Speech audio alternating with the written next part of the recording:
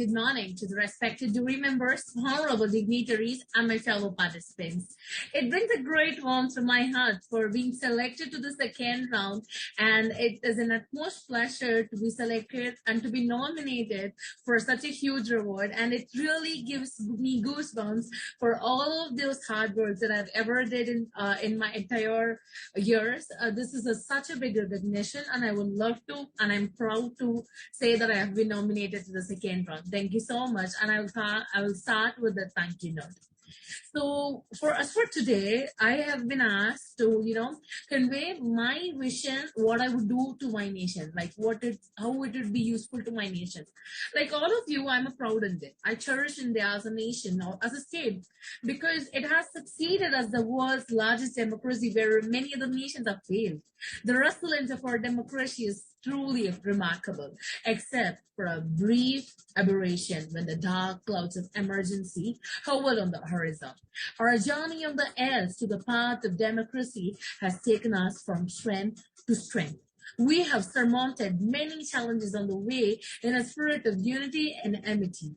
This great country is unique for the diversity in languages, culture, and religion, which is a subtle way binds all of us together into an essential oneness of being an Indian first and foremost. Today, the challenges have become even bigger and more complicated. Democracy confers on every citizen the right to equality and guarantees liberty of thought and freedom of speech and expression. It mandates the state to take steps and to enable every citizen to access to opportunities in education, employment, and healthcare. While we have succeeded in quite a few measures to achieve the goals enshrined, we have our constitution the past 60 years or so much remains to be done. Like so much. People want the present situation to change, but they want it to be so fast. Like they want the constitution to guarantee them so much, even though our constitutional guarantees given to them years ago are redeemed in real life. They want the economy to have sustained high growth so that the jobs are created for many employed youth. And this is something, a common exploitation and an expectation from a government like us. They want the political crisis and the political classes to shed its hypocrisy and, work for the upliftment of people in a sincere and transparent manner. They want the corruption to be eliminated in all forms, and education and healthcare should be made affordable and accessible because I see many people in this era dying because of unaffordable kind of medicines that have been prescribed by the doctors and as well as by the government hospitals today. So it has to be affordable and accessible in my vision of India. The healthcare should be, it must be in a very good sanitation, like the infrastructure, be it roads, rails, bridges, ports, or airports, like it should be developed. They want all forms of social inequality, discrimination, abuse, and exploitation to end Zoom. Like this is something very common, and we all as youth of India have to work on it seriously. So we want corruption to be eliminated in all forms. Vision for me is like not only a picture, it is rather an appeal to my fellow citizen. My vision of India is a purpose rather than expectation and opinions. My vision is a destination, it is a focus with efforts to reach the end of the time. Like my vision is a destination, it is a focus with all efforts to reach it and to attain it. My vision is even if there is no light at the end of a tunnel, my nation must keep going, and going. My vision of India is a country free of corruption, free from case-based reservation and all. It should be free of the disease, like these kind of, case-based reservation. We must have equal wages for all, be they working in government, in private or public sector. My vision of India is that every Indian should be happy. He must be happy and the respect must be mutual. To every type of work, high standard cleanliness and hygiene must be, it must be a standard of livelihood for us. My vision of India is peace, prosperity, and truthfulness. My vision is to ignite young minds for a complete social, political, and economical transformation and taking the country to a new height. My vision of India is that no child should beg and no child should be forced to a bonded labor or a kind of relationship that they don't want to be in. And it is quite, we have to accept the fact. My vision of India is for a special attention to overall upbringing of a girl child, to discourage the scourge of deliberating female feticide. My vision of India is for the ending practice of religious law and implementation of uniform civil code for all. My vision of India is not an abstract, it's rather a lifeline. Like a literal lifeline. My vision of India is to see it as a biggest economic power, self-reliant in energy and total food security for all. My vision of India is to see the tag of the youngest nation go till centuries.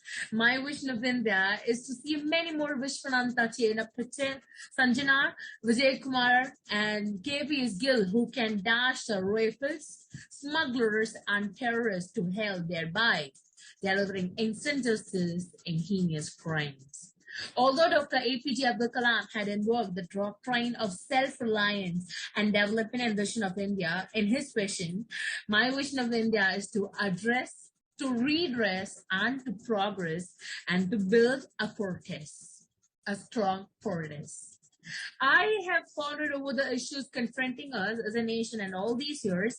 In my vision, there shall be a fearful state which works for the poorest of the people. Like the poorest means the poorest, the disabled and the downtrodden. I believe like when all the highlights of my vision are achieved, India will automatically become a developed nation. Be it like 2030 or 2040 as initiated. It has already been foreseen by the Dr. APJ Abdul Kalam in his vision of India. He aimed to achieve it several sectors and also had a vision for India and developing it as several sectors, be that freedom, developing in all the additional sectors and also in standing up. So, like our manufacturing sector has to spring forward and transcend years of neglect. Like we had a big extreme today and ever. Our youth have to be imparted the skills required to be employable and get absorbed in expanding manufacturing sector.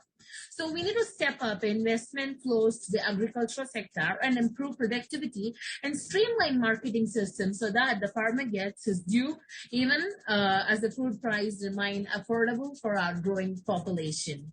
So India has been made ready for taking the lead in a world that is increasingly, like crazily becoming globalized. We have some kind of richest resources based in the world, like our humanitarian resources are ranked the best in the world. What is needed today is the right leadership who can guide us. And we, as in youth, should be one of them. We have to rise over a narrow partisan interest and, we have to do what is best in the nation interest and we have to be big on ideas and go out of our comfort zone in order to implement all of them. And for me, it is like if all my highlights have come true and all my vision have come true and all, our India would be a greatest nation. And I swear it is going to be it in 2050 or what, like be it whatever, man. Like it has to grow and we as youths have to put our hands together. See, the government alone can't do anything without us. We have to put forth our hand together and the leadership must be a strengthable leadership with youths like us. And yeah, we have to support several parties which would really encourage us in implementing these kind of visions. And I would really encourage you all to get up for your own country, stand up for it, and we have to stand in all ways. Like we have to project a sense of calmness to everyone, and we have to be confident at the same time because a pandemic like this, it is like it can come again. So my vision is like you have to be firm on what you want. So that is what we are going to get in our future. So if you want something, you have to work hard for it no matter what. So if you crazily need something, my vision is like, if you crazily need something, you have to work for it. And I really love doing it. So thank you, team. Thank you so much for selecting me and granting me this great opportunity, because like a team like you selecting me and giving me this opportunity and making me motivate those youngsters around me, it is really a good opportunity in this pandemic. And you guys are creating leaders, and I really want to add up in this time, a thank you note to you guys. Thank you so, so, so much for watching. Once again, thank you. And I'm ending it with a smile and a boost up to all of you that you should join me in this vision of making my India a better nation.